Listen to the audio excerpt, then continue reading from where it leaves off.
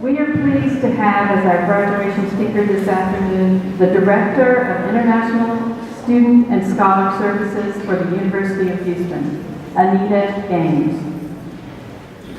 Anita is legendary on our campus and a true friend and advocate for international students. If you don't know her now, you will get to know her as you enter the university. She and I have been here a long time together. She has a master's degree in educational psychology and a bachelor's degree, and you may not know this, in music teacher education, both from the University of Houston, and is a licensed professional counselor in the state of Texas. She previously lived in Chile, South America, where she taught music.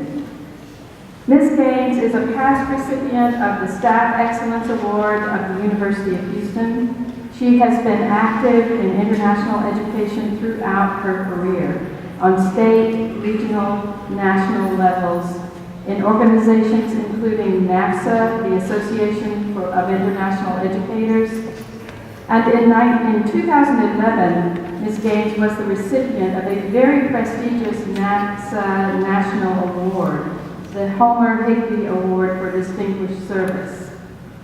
She initiated the establishment of the Delta Iota chapter of Phi Beta Delta, an honor society for international students at the University of Houston in 1998, and she continues to serve as chapter coordinator. She has held several positions on the National Board of Directors of Phi Beta Delta and currently serves as Phi Beta Delta's Southwest Regional Vice President. She has many admirers on this campus, and I am among those who have benefited greatly from her outstanding leadership. It is my great pleasure to present our graduation speaker today, my longtime friend and dear colleague, Anita Gaines.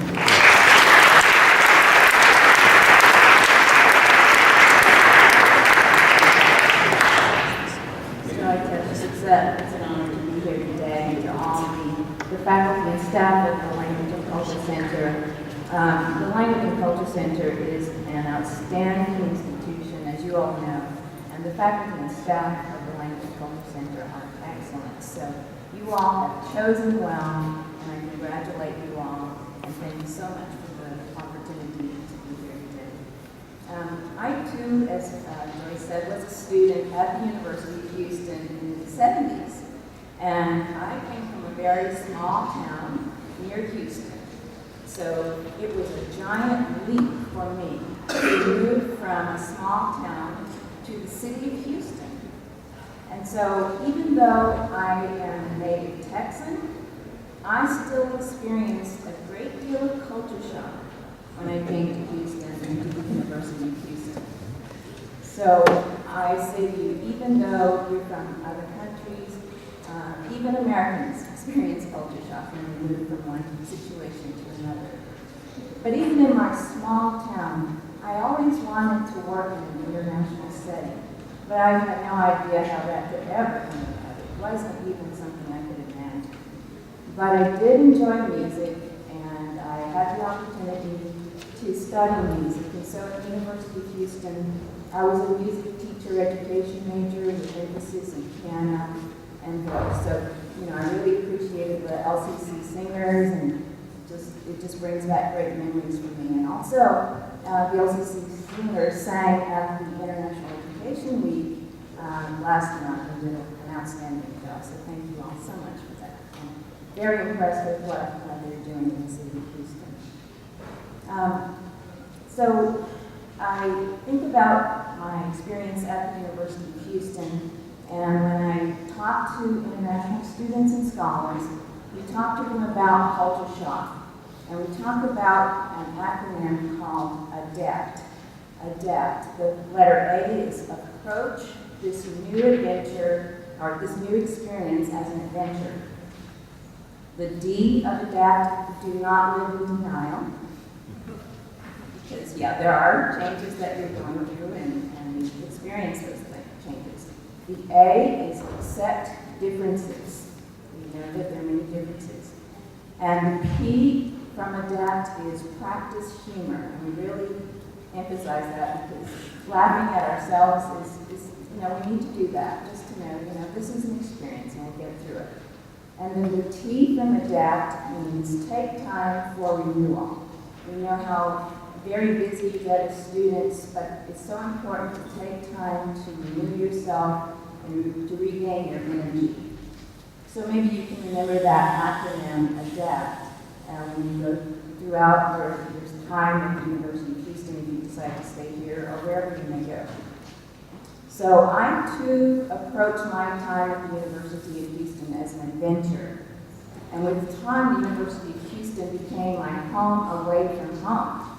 In fact, by the time I graduated, I was so enamored with the University of Houston and I missed it so much that I took my Kodak camera, I went around campus after saying goodbye to all my friends, and I said, goodbye, Pete Cullen, goodbye, Roy Cullen, it's been great. So I had all these pictures thinking I'd never come back. But guess what, I didn't. Little did I know that I would be returning. But with my degree in music teacher education, I had more courage from this experience to branch out and see a little bit of the world. So I had the opportunity to go to be a music teacher in Chile. So I was there for 2 years, and that experience was life-changing, as I'm sure that you can experience what I'm saying having come to Houston. And when I returned to Houston, I taught music briefly in the public schools. But by then, the international bug had bit me, and I really wanted to be in an international setting.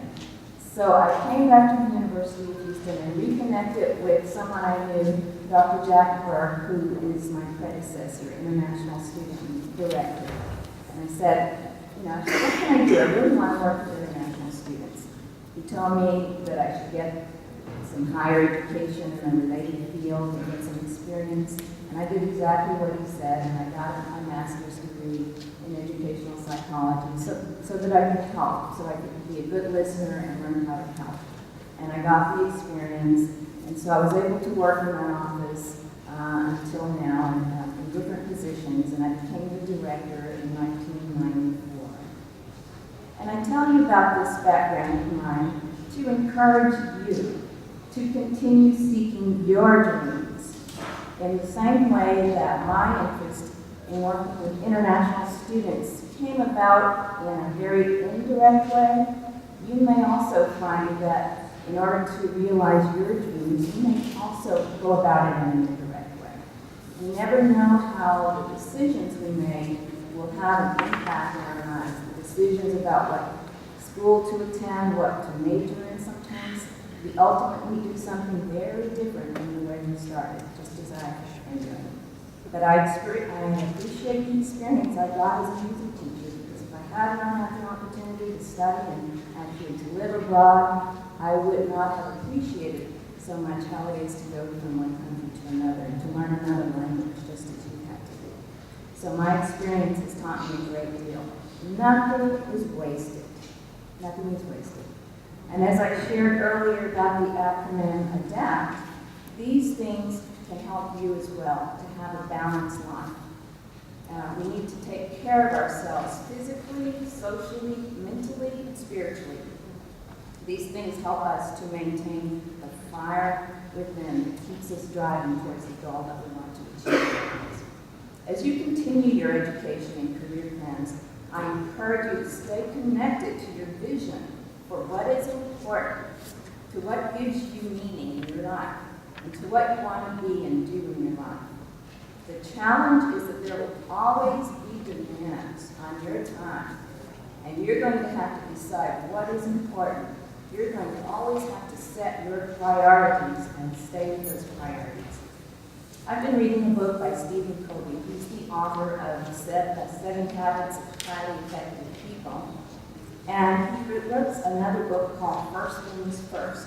I'd just like to read a brief illustration, and I hope you'll find it interesting. I attended a seminar once where the instructor was lecturing on time. At one point he said, "Okay, it's time for a quiz. He reached under the table and pulled out a wide-mouthed gallon jar. He set it on the table next to a platter with some fist-sized rocks on it. How many of these rocks do you think we can get in the jar? He asked. After they made some guesses, he said, okay, let's find out. He set one rock in the jar, then another, then another. I don't remember how many he got in, but he got the jar full. Then he asked, is that jar full? Everybody looked at the rocks and said, yes. Then he said, ah. He reached under the table and pulled out a bucket of gravel.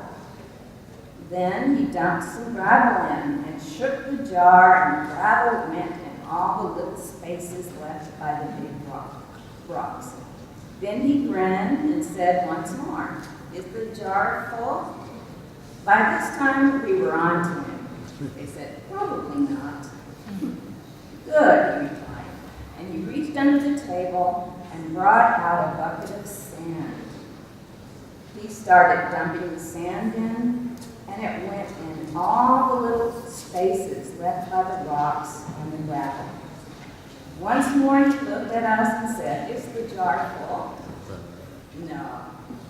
We all were. He said, good. And he grabbed a pitcher of water and began to pour it in. He got something like a quart of water in that jar. Then he said, well, what's the point?